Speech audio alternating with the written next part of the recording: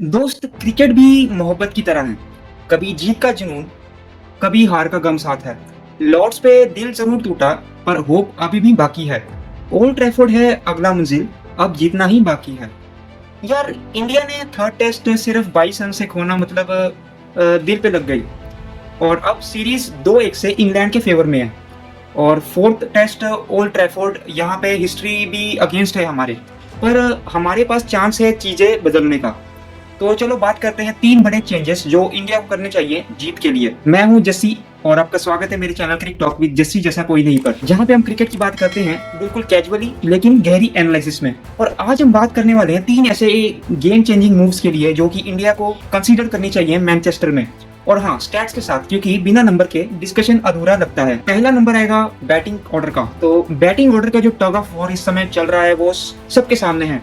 तो इस समय करुण नायर आउट और साई सुदर्शन इन। करुण नायर के जो सीरीज में स्कोर्स हैं वो हैं 0, 20, 31, 26, 40 और 14। लॉर्ड्स में लास्ट इनिंग्स में भी एलबीडब्ल्यू हो गया, कुछ अच्छा नहीं दिख रहा जितना उनसे एक्सपेक्ट किया था हमने। करुण नायर्स की जो फर्स्ट क्लास क्रिकेट की परफॉर्मेंसेस थी इंग्लैंड ए के खिलाफ, जो उन्होंने प्रैक्टिस मैचेस में परफॉर्मेंस दी, तो उस on behalf of that Karun Nair का जो परफॉर्मेंस अभी इस सीरीज में जो इंग्लैंड के खिलाफ दिखा है वो बिल्कुल ही मतलब कि down rated type of batting उन्होंने अपनी शो की है, जो कि उनसे एक्सपेक्टेड नहीं थी।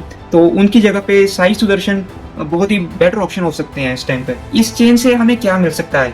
एक फ्रेश अप्रोच मिलेगी और लोकल बॉलिंग अटैक को डिस्टर्ब करने के लिए एग्रेसिव बैटिंग भी मिलेगी। इसमें मिडिल ऑर्डर को भी एक एंकर रोल निभाने वाला कोई बैट्समैन चाहिए।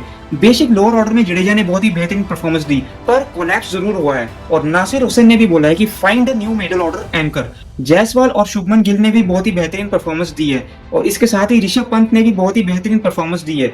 बट अब तक वो एक मिडिल ऑर्डर को जो एक सस्टेनेबिलिटी जो मिलनी चाहिए, एक प्रॉपर जिसे कहते हैं कि स्टेबिलिटी मिलनी चाहिए, वो स्टेबिलिटी अब तक हमें मिडिल ऑर्डर में बिल्कुल भी नहीं दिखी है, सिवाय गिल और ऋषभ पंत के अलावा। सेकंड चेंज पर आते हैं, बॉलर्स का रोटेशन या लोड मैनेजमेंट। बुमराह का वर्कलोड मैनेजमेंट जो है, इंडिया ने प्लान बनाया कि बुमराह सिर्फ 3 टेस्ट खेलेंगे। अब उन्होंने लॉर्ड्स में 7 विकेट्स ले लिए हैं डिस्पाइट मैच हारने के बावजूद। ओल्ड ट्रैफोर्ड मैनचेस्टर में फुल स्विंगिंग कंडीशंस होगी, क्लाउडी कंडीशंस होगी, और हमने हर बार सीरीज में देखा है कि मैनचेस्टर में बॉल स्विंग बहुत ज्यादा होता है। तो इस टाइम पे और बुमराह के लिए रेस्ट टाइम देखा जाए तो बहुत ज्यादा रेस्ट टाइम मुझे मिल चुका है। तो 14 जुलाई को जो टेस्ट मैच था वो एंड अप हुआ था लॉर्ड्स टेस्ट का।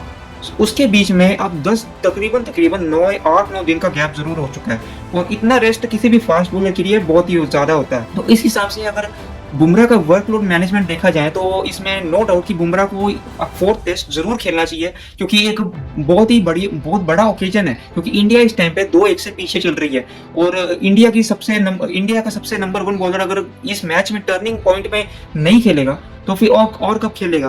तो इस हिसाब से टीम मैनेजमेंट को देखना चाहिए, और बुमराह को खुद को देखना चाहिए कि उसकी जरूरत टीम को कब पड़ रही है, किस टाइम पे पड़ रही है, या फिर बुमराह को रेस्ट देना ही है तो इस टाइम पे सिराज, अर्शदीप और आकाशदीप का कॉम्बो ट्राई करना चाहिए। Because Arshdeep Singh as a left arm pace bowler Old Trafford की कंडीशंस में बहुत ही बेहतरीन साबित हो सकते हैं। उसके बाद आता है कुलदीप यादव को इंक्लूड करना। कुलदीप को फर्स्ट 3 टेस्ट में बेंच पे रखा था। उनके कोच कपिल देव पांडे ने क्लियर बोला, not picking Kuldeep has hurt India. You can't expect bowlers to score 100 runs. Old Trafford का पिच मिड सेशन पे स्पिन फ्रेंडली हो सकता है। कुलदीप और जडेजा को जो स्पिन पार्टनरशिप होगी उससे इंग्लैंड पे प्रेशर बढ़ सकता है, क्योंकि रिस्ट स्पिनर्स आने से इंग्लैंड के बैट्समैन को प्रॉब्लम जरूर फेस करनी पड़ सकती है। बाकी अगर देखें तो ओल्ड ट्रैफोर्ड का हिस्ट्री जो कहता है ये वही जगह है जहां इंडिया ने अब तक एक भी टेस्ट मैच जीता नहीं है।